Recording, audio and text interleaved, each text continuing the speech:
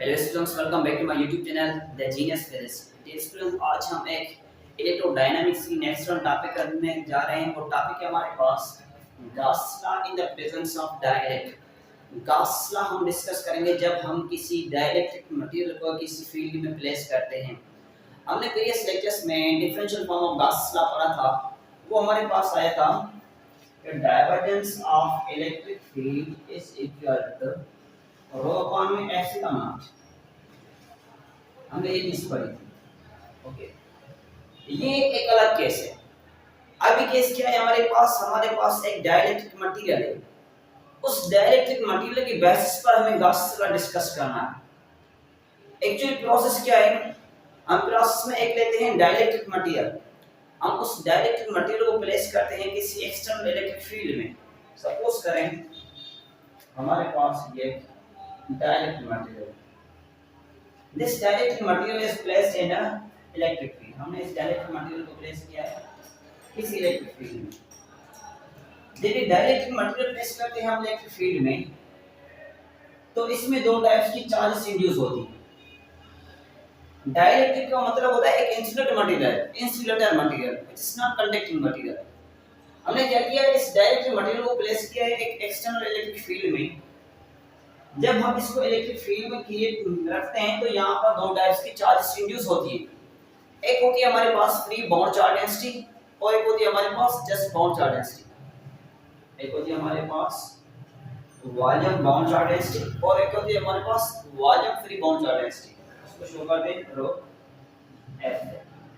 This is volume bound charge density, charge density, और एक होती है हमारे पास volume free bound charge density. Volume free bound charge density.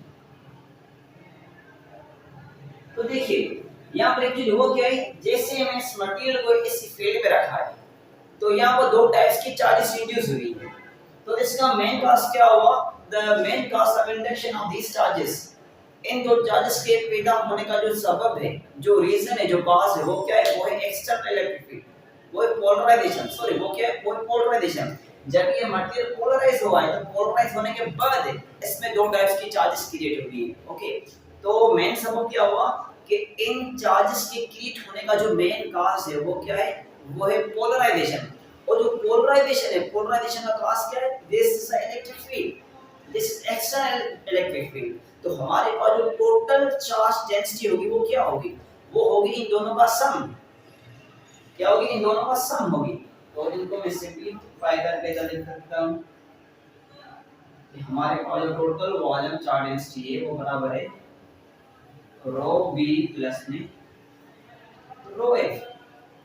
ये दो टाइप्स की चार्ज इंड्यूस हुई है। इनका कॉज क्या है, इनका कॉज है पोलराइजेशन। और पोलराइजेशन का कॉज क्या है, वो है एक्सटर्नल इलेक्ट्रिक फील्ड। ओके, तो हमने ये चीज पढ़ी है कि divergence of electric field is row upon epsilon not. तो आप इस इक्वेशन को लें, आगे लेकर चलते हैं। Divergence of electric field is equal to rho upon epsilon not.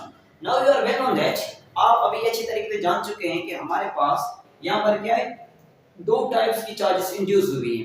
तो दोनों को हम किस तरह लिख सकते हैं, रो बी प्लस में रो ए। तो आप इस रो का वैल्यू पुट कर सकते हैं इधर। Yes sir, we can put it. तो आप पुट करें इसका वैल्यू, तो आपके पास इसका जवाब आएगा divergence of electric field is equal to rho का वैल्यू क्या है, रो बी प्लस में रो ए अपॉन में एप्सिलॉन नॉट, अपॉन में एप्सिलॉन नॉट। एप्सिलॉन नॉट यहां डिवाइड कर दिया, इधर आप मल्टीप्लाई करेंगे। Divergence of electric field, divergence of electric multiply epsilon is equal to rho B plus में rho F, rho B plus में रो एफ। ओके, दूसरी पॉइंट कि यहां पर जो वॉल्यूम बाउंड चार्ज डेंसिटी है ये बराबर होती है किसी एक प्रॉपर फैक्टर के। वो फैक्टर मालूम करता है, वो क्या होता है। ये हमारे पास जो रो बी है, this is equal to negative divergence of polarization, negative divergence of polarization, ये जो वॉल्यूम बाउंड चार्ज डेंसिटी होती है ये बराबर होती है नेगेटिव डाइवर्जेंस ऑफ पोलराइजेशन। तो आप इस वैल्यू को इधर पुट कर सकते हैं ρ की जगह। ओके, आप ये वैल्यू पुट करें, so we can place easily value, ये सेम रखा हमने divergence of electric field epsilon. Okay, ρ का वैल्यू है हमारे पास negative divergence of polarisation, plus में हमने रखा रो एफ, प्लस में हमने रो एफ रखा, हमें रो एफ का वैल्यू चाहिए। तो ये इधर का माइनस का है, इधर आपका ये प्लस हो जाएगा। तो रो एफ हमने सेम रखा, ये रो एफ क्या है हमने इसको सेम रखा है।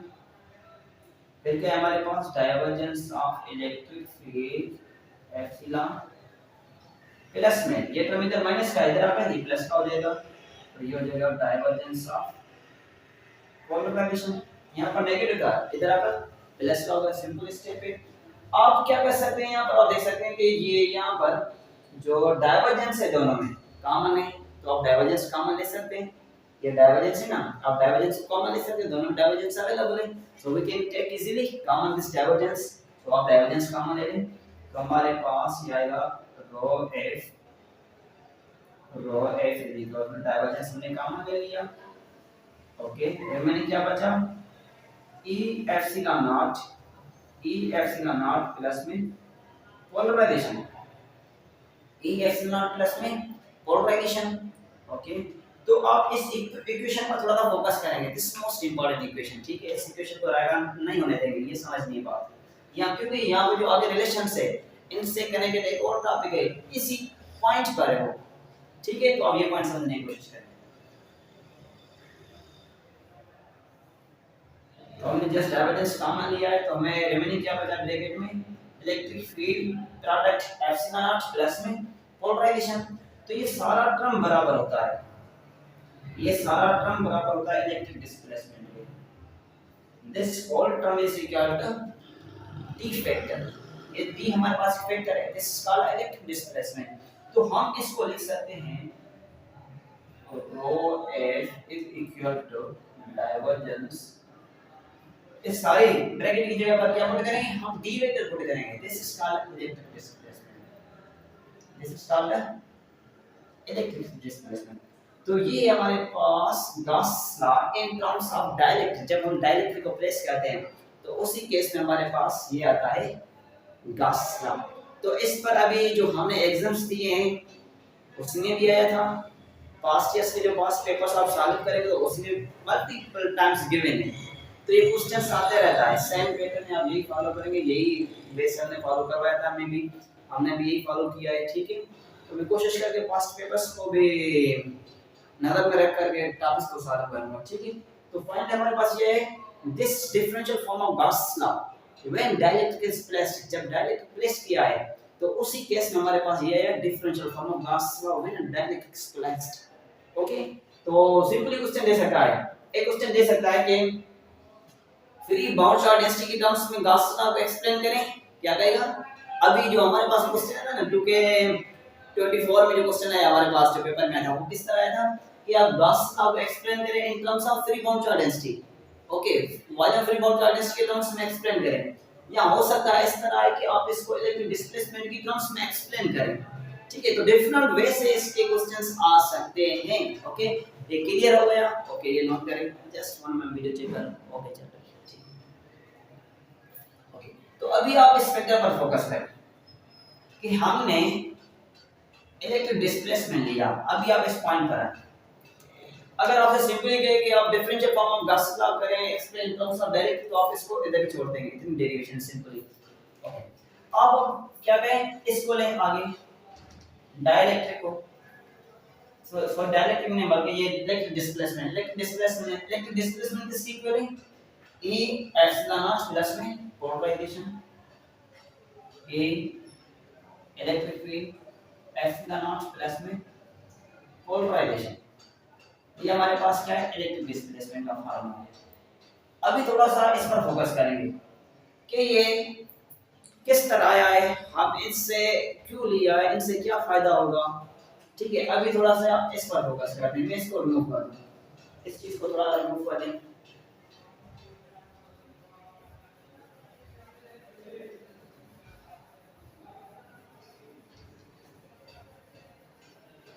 ओके, तो आपने पढ़ा है पोलराइजेशन, हमने पोलराइजेशन पढ़ा था कि polarization direct proportional to the electric field.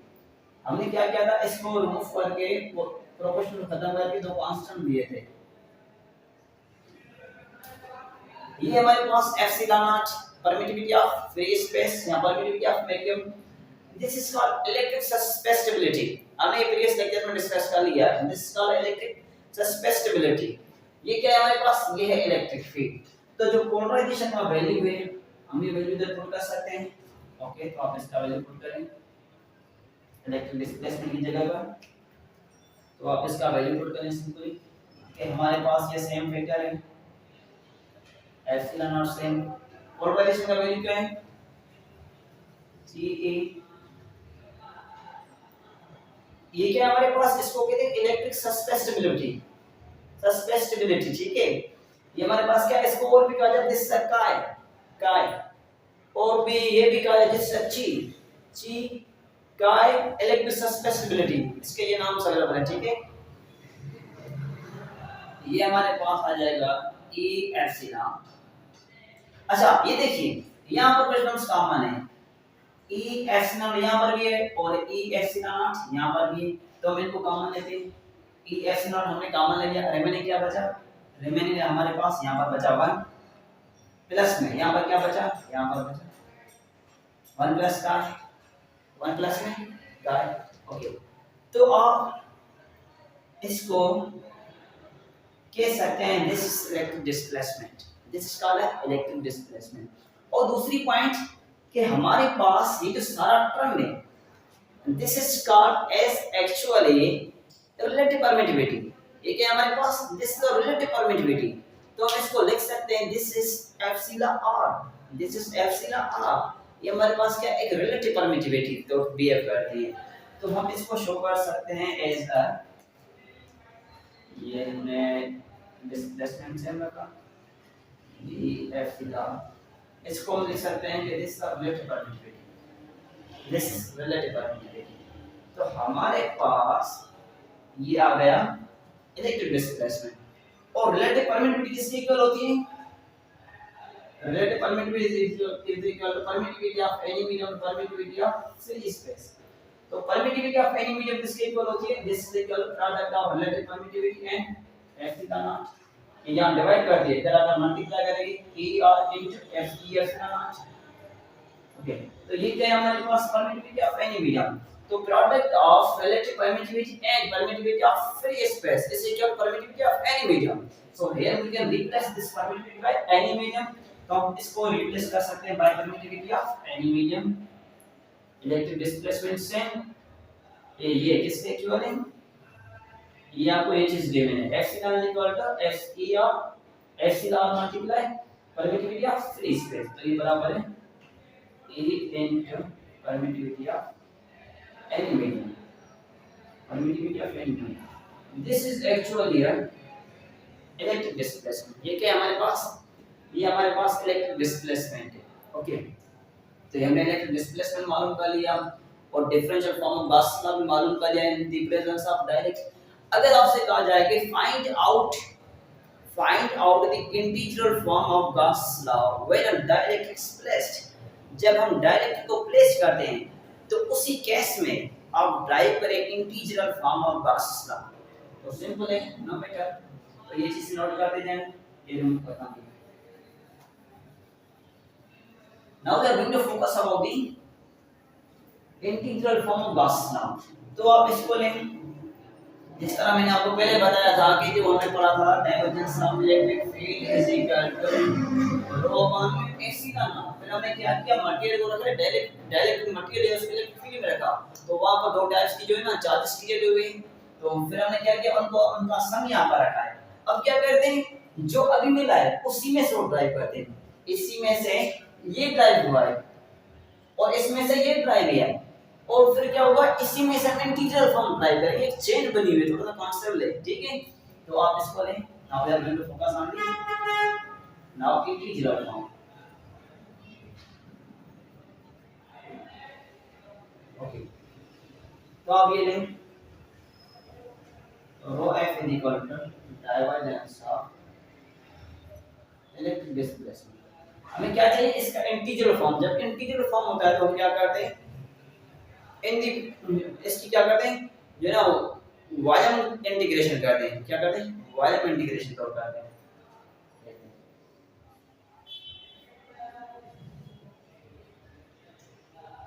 ठीक है, डीवी क्योंकि हम वॉल्यूम इंटीग्रल ले रहे हैं तो ये होगा। और ये उन्होंने क्या किया, इंटीग्रेशन देंगे और रो एफ डीवी लेंगे, रो एफ डीवी लेंगे।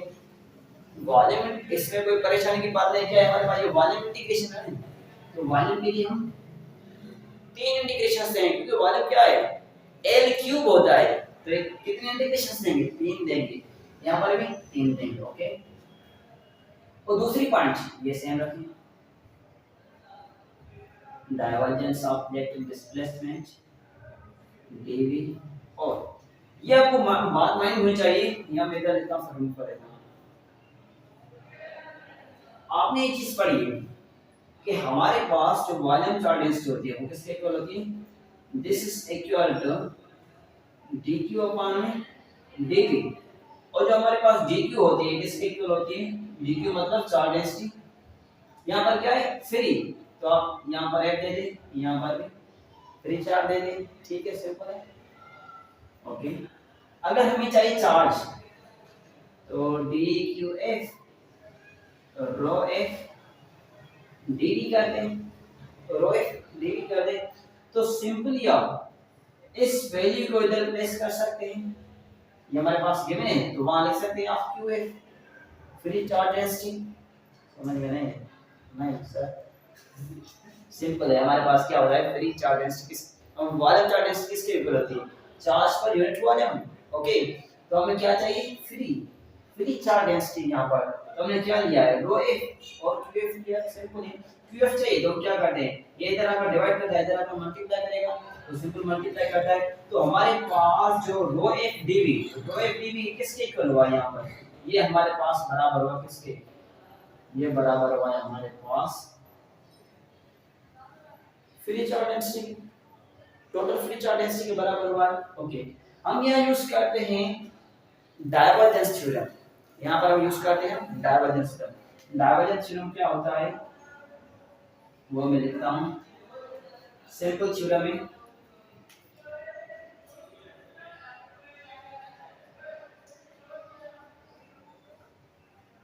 VA इंटू GA, और हमारे पास क्या होता है, ये बराबर होता है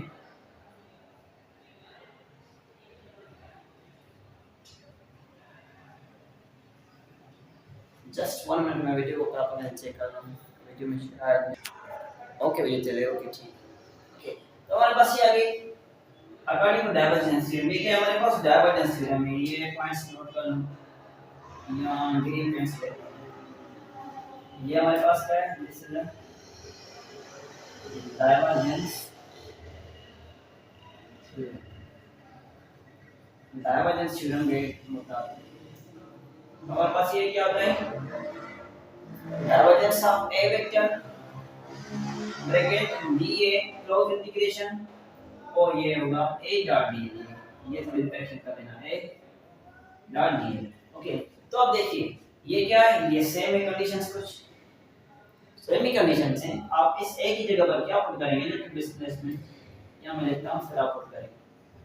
ये क्या है हमारे पास, this a is actually electric displacement d, d is same, ये देखिए a डॉट d, यहां पर a क्या है, a is actually electric displacement। a क्या है हमारे पास, इलेक्ट्रिक डिस्प्लेसमेंट आप कर सकते हैं a की जगह पर डायरेक्ट इलेक्ट्रिक डिस्प्लेसमेंट। तो आप इसकी जगह पर, या जो हमारे पास ये गिवन है, आप इसकी जगह पर ये पुट कर सकते हैं इसी। ओके, ये सेम है, ये सेम कंडीशन है, तो आप इसकी जगह पर ये पुट कर सकते हैं। ओके, तो हमारे पास ये क्या आएगा, क्लोज डबल इंटीग्रेशन